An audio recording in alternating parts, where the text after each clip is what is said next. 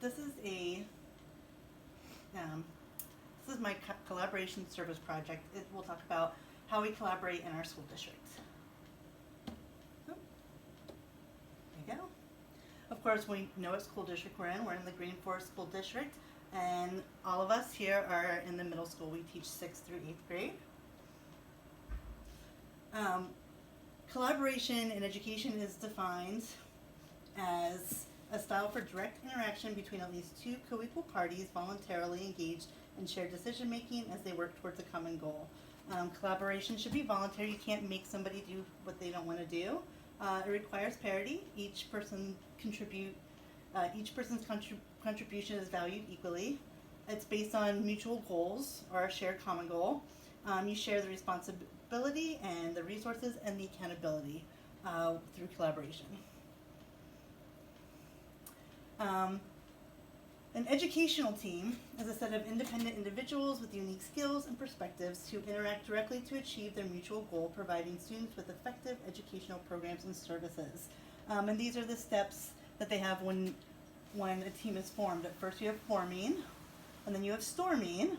It's where they start to communicate their feelings, but they still view themselves as individuals. And then there's norming, where the team kind of normalizes out and they realize they're a team. And then there's performing. Once you get past all those steps, you perform really well as a team. In our school, we have several teams. We have the middle school team with just the different subjects, like science, social studies, language arts, math, ESLAB, band, PE, business, art. And we also have the grade level teams right here. Then we have the special education team. We have the RTI team, which monitors and intervenes when students have instructional problems. We have the IEP team, which creates and implements IEPs. The co-teaching team teaches alongside the gen ed teacher, and the resource team, who works with students in a self-contained classroom. So how do we use collaboration to alleviate barriers in social skills, self-advocacy, independence, and academics within a safe, inclusive, culturally relevant learning environment? How do we do that at the school? Let's first talk about our collaboration with paraprofessionals, who are instructional assistants in the classrooms, both in general education and resource. They provide support to teachers. They work directly with students.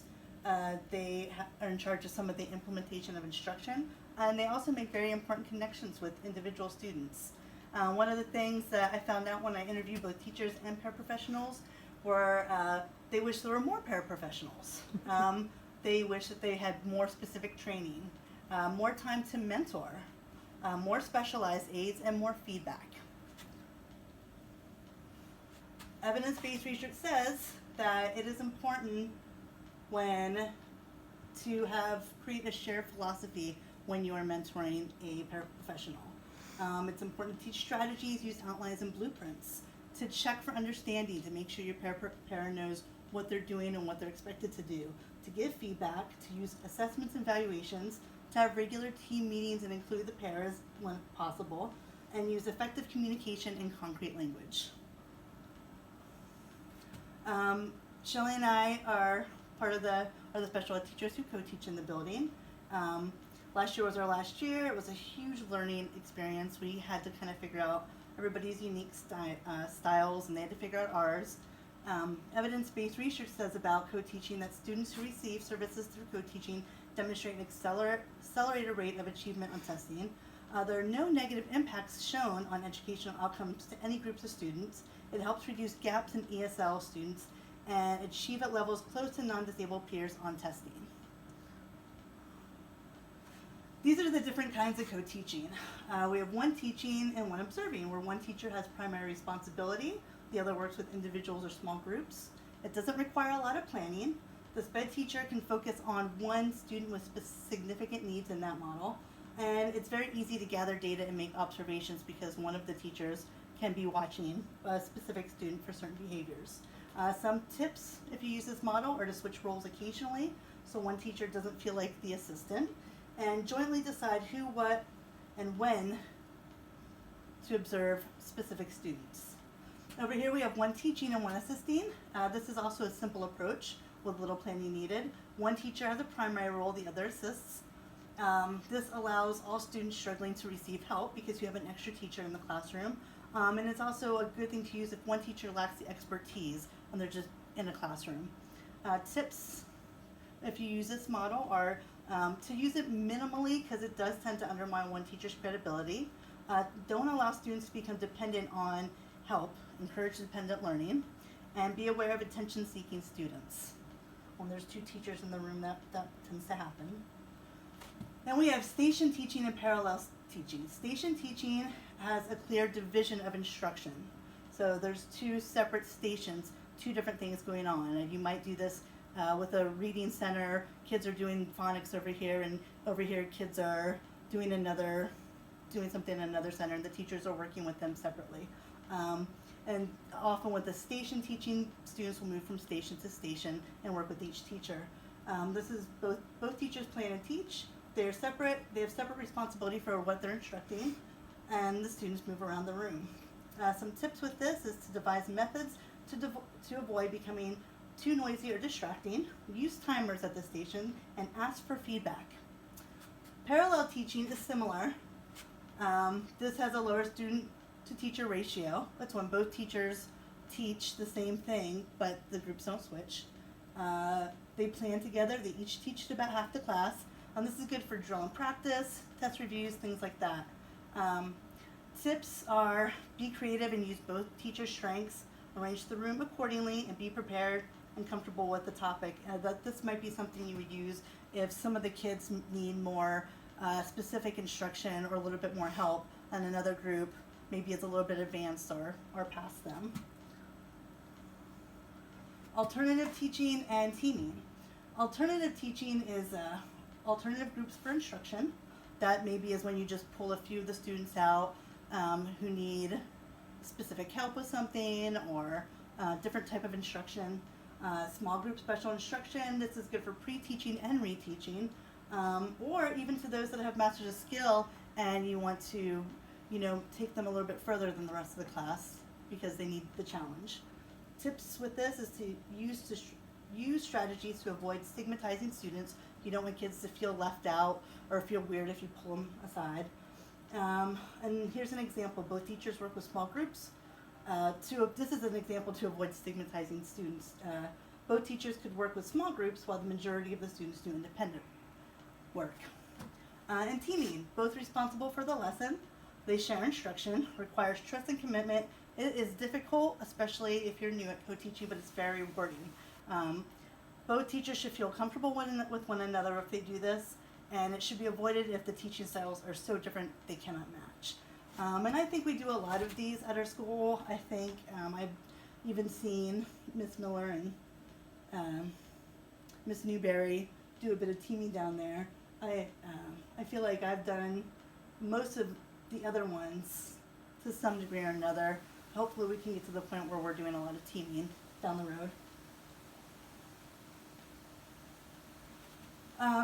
Now we're going to talk about collaboration with families. These are things we do as a school. We have our open house, parent-teacher conferences, the breakfasts, the brunch, family days, we have sporting events, our kid character assemblies, band performances, we have our meetings, we have our Access Center online. What we do as individuals, just as teachers, I think we take time to know the families. I've seen all of us use different cultures in the curriculum. We provide extra support and advice about resources. We create lessons that involve family input. I've seen people do family trees, life experiences, things like that. Work to adapt academics with family structures and home life. We're all great at that. Maintain active and open communication frequently.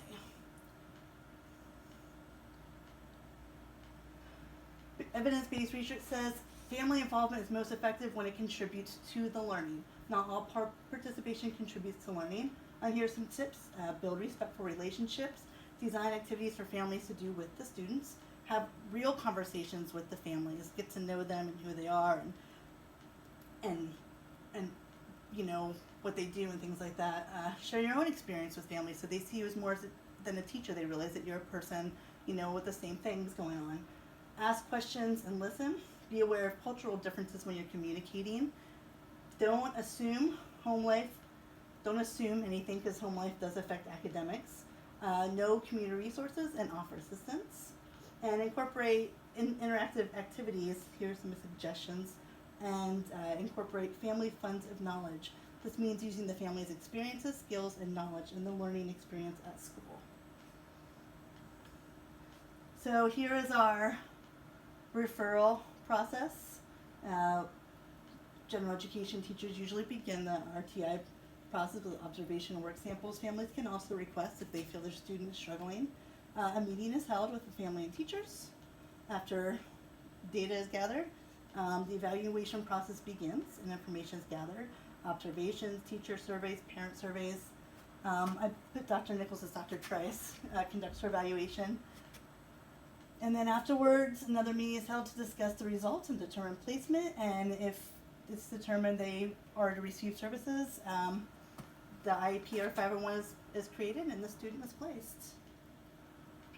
Here are the IEP roles, which I don't have to tell any of you. Research tells us it is essential for general education teachers to understand why we do the RTI process. That's one of the biggest complaints is why do we have to do all this work? Why are we doing this? Proactive approach is better than a reactive approach. Working collaboratively with a team is the best. It gives you the best data. And it's important to address racial and cultural impact on behavior during the evaluation process. Here are some of the services we provide in school: speech, occupation. We have our school counselor, youth bridge, migrant assistance, the lunches, tutoring. We have our ABC preschool. We have the dental clinic, flu shots.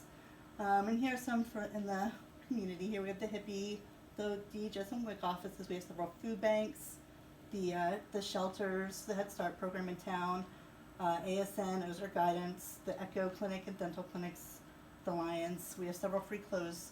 So it's good to know these in case families need resources, where we could send them if they're struggling. And that's it. Any questions? Thank you.